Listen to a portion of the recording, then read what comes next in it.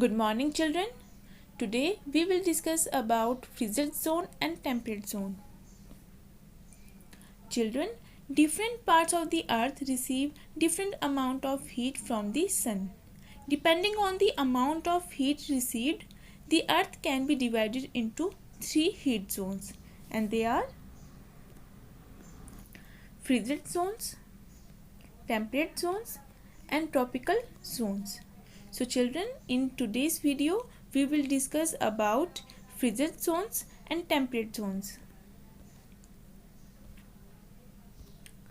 First we will discuss about frigid zone.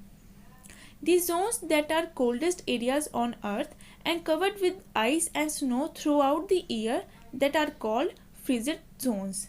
Children, there are two frigid zones, one in each hemisphere, that is one in the northern hemisphere and one in the southern hemisphere. The frigid zone that lies near the North Pole called the North Frigid Zone, and the other frigid zone that lies near the South Pole called the South Frigid Zone. The North Frigid Zone are also known as Arctic Zone because it is located between Arctic Circle and North Pole. This zone includes Canada, Greenland, Asia, Siberia, parts of North America, parts of Australia and northern parts of Europe. As I told you, South Frigid Zone is one that lies near the South Pole.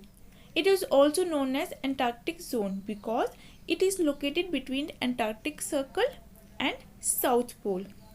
The entire continent Antarctica lies in the South Frigid Zone. These two frigid zones lie near the poles, so they are also known as polar regions.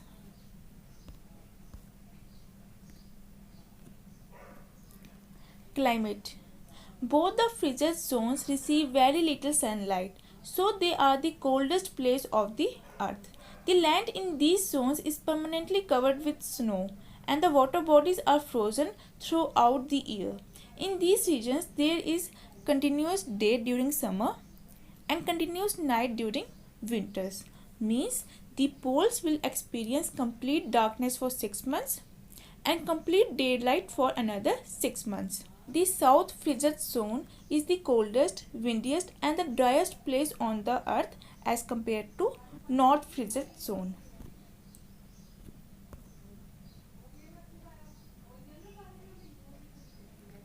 Vegetation. The land of this area, because it is freezing, so it prevents root growth. So there is no vegetation, there are no plants. But during mild summers when the snow melts, some plants can grow there like mosses, liverwort, grasses, lichens and bushes. These plants have adapted to survive in the extreme environment, tolerate low temperature and dehydration. So because of these conditions, there are no forests in the frigid zone. Animal life. So children, like I told you that there is no vegetation, so animals are not able to survive in these areas. But there are few animals which can adapt themselves to these harsh climatic conditions, and they are polar bears, hare, reindeers, Arctic fox and huskies. So children, what are huskies? Huskies are the dogs that look like the wolf. So these dogs are used for hunting and pulling sledges. Now, what is sledge? A sledge is a vehicle without wheels that is used for traveling on snow. So these are the animals are found in the North Frigid Zone.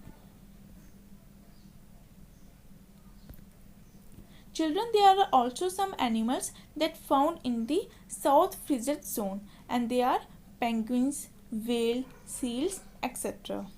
So these are the animals, and these animals can adapt themselves in this condition. And how can they adapt themselves in these regions? They can adapt themselves in these regions because they have a very thick layer of fur on their bodies. As you can see in the image, children, they have a very thick layer of fur on their bodies.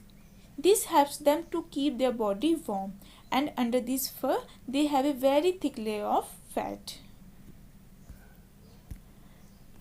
Human life. Like I told you children that the climate of frigid zone is extremely cold, so life is not possible there. And South frigid zone is the coldest and driest place as compared to North frigid zone. So there is no permanent residence in the South frigid zone, that is Antarctica. But there are few tribes, there are few people who have adapted themselves in this region, that is in the North frigid zone. And these people are called Inuits. These are the Inuits. Inuits are also known as Eskimos. They are the natives of Greenland. Means they live in the Greenland. They build their houses with snow blocks. As you can see children, these houses are called igloos. Their main occupations are hunting animals.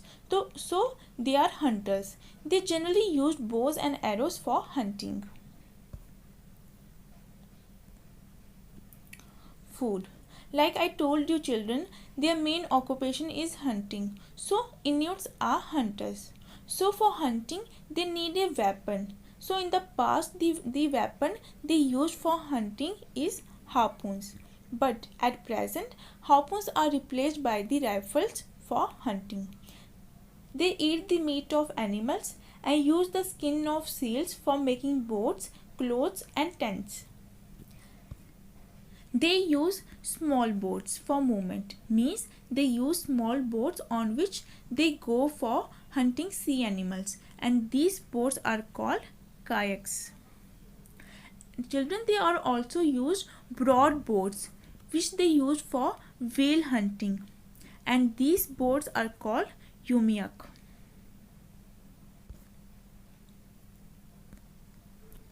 Clothes.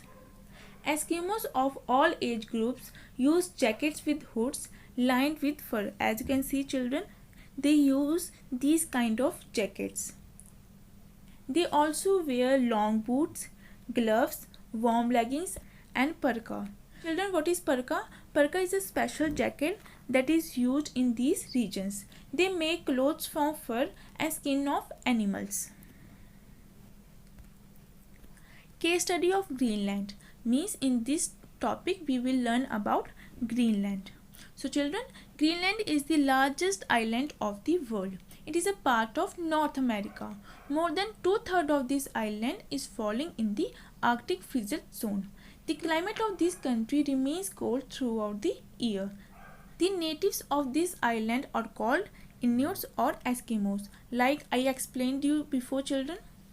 They depend on hunting. They live in igloos. The capital of Greenland is Nuuk. Changes in the lifestyle. Children, today the life of frozen regions has completely changed. There is electricity available. There is permanent houses. There are hospitals, schools, shops in many areas. Computer education is compulsory among the children. People listen news on radios so that they keep in touch with the world. They use skidos for transportation.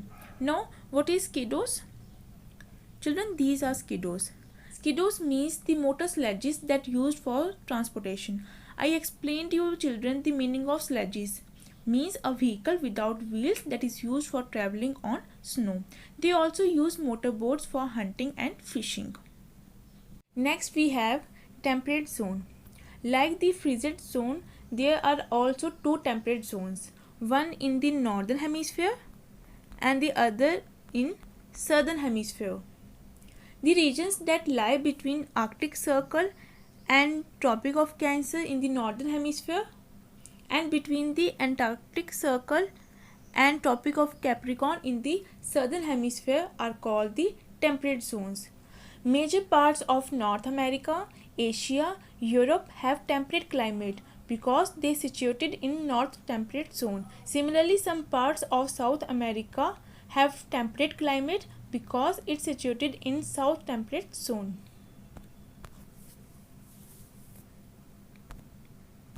Climate.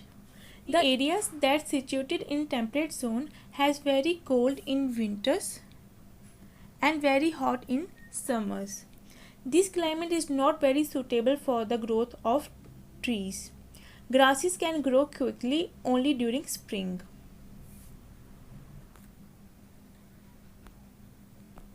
Grasslands. Grassland is that area that covered with tall grasses and a few trees. Means all the area are covered with tall grasses and hardly there are few trees. Most of the grasslands are located in temperate zone. Almost 1/4 of the Earth's land area is covered with grassland. In these grasslands, special grasses such as alfalfa are grown as fodder for animals. Grassland ecosystem contributes to the global meat and grain production. Children, grasslands are known by different names in different countries. In North America, grassland is known as prairies. Crops such as wheat, barley, flax, oats are grown there. So this area is also known as granary of the world. In South America, grassland is known as pampas. In Eurasia, it is known as steppes. In Australia, it is known as downs. And in South Africa, it is known as velds. Plant life. The trees that are found here are planted by farmers. These grasslands vary in size from country to country. In the prairies region of North America, grasses are tall as there is more rainfall. In the steppes, because of continental climate, grasses are short. Alfalfa is the most common grass, which is used as fodder for cattle. Color of grasses keep changing according to the season. Children, there are different kinds of animals in different grasslands of the world. The animals like cougar, bison, grizzly bear found in northern hemisphere, and in southern hemisphere reptiles like anaconda are found. Animals like aardvark, which is a large mammal that eats ants, African elephant, which is the largest land animal, buffalo, hunting dog, etc. are found in Africa. In Australia, animals are found like dingo, which is a wild Australian dog, kangaroos, which hop and have pouches at the front.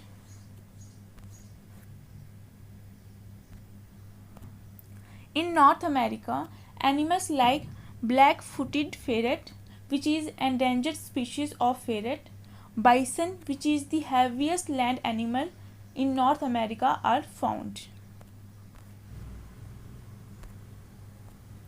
In South America, animals are found like fox, which is a meat-eating mammal with a long bushed tail, and tapir, which is herbivorous, means it is a plant-eating mammal with a small trunk. In Eurasia, snow leopard, which is a rare leopard found in the snow-covered Central Asian mountains. Vole, which is a small rodent resembling a mouse, are found in the Eurasia. Industries. Many minerals are found in some areas of prairies, pampas and velds. Lignite and mineral oil are mined here. What do you mean by lignite, children? The most inferior quality of coal called the lignite. Ore extracting factories and oil refineries have also been developed in the prairies. The most important industry in the grassland is the meat packing industry. Gold and diamond mines are famous in Veld region of South Africa. At last, we have human life. The farmers who live in the grasslands are well off, means they lived a settled and wealthy life. They have huge farms. They have their own farm machines. All the work of farming is done by machines such as plowing, sowing, harvesting, threshing. The storing of food grains in the silos is also done by the machines. Children, what do you mean by the silos? Silos means a tall tower on a farm used for storing grain. But life on these areas is very difficult because of the harsh climate. Children, there are also homesteads. Now, what do you mean by the homesteads? Homesteads means a farmhouse where a farmer lives with his family. That's it for today's video, children. Thank you.